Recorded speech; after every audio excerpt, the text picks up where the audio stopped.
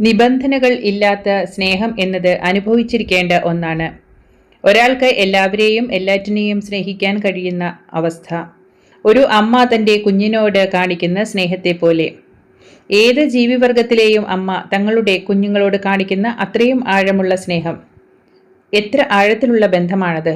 എത്രയധികം സ്നേഹമാണത്! യാതൊരു പ്രതീക്ഷകളുമില്ലാതെ.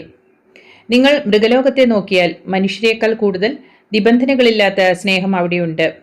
ഒരു അമ്മ തൻ്റെ കുഞ്ഞിനെ വളർത്തുന്നത് അത് സ്വതന്ത്രമായി ജീവിക്കാൻ കഴിയുന്ന വിധത്തിൽ ശക്തിപ്പെടുത്താനാണ്. മൃഗലോകത്തിൽ കുറച്ചു സമയത്തിന് ശേഷം കുഞ്ഞ് സ്വന്തം വഴിക്ക് പോകുന്നു. പക്ഷികളെ നോക്കൂ. അമ്മ ഭക്ഷണം കൊണ്ടുവരുന്നു, കുഞ്ഞുങ്ങളെ പരിപാലിക്കുന്നു. അവരുടെ ചിറകുകൾ പറക്കാൻ ശക്തമാക്കുമ്പോൾ അവ സ്വതന്ത്രമായി പറന്നു പോകുന്നു. പിന്നെ അവയ്ക്ക് അമ്മയെയും അച്ഛനെയും പോലും തിരിച്ചറിയാനാകുകയില്ല. അവ സ്വതന്ത്രരാകുന്നു.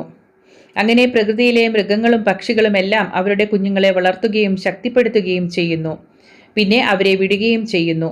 പിന്നീട് ഒരുപക്ഷെ ഒരു ബന്ധം പോലും നിലനിൽക്കാതെയും ഇരിക്കും. മോഹൻജി.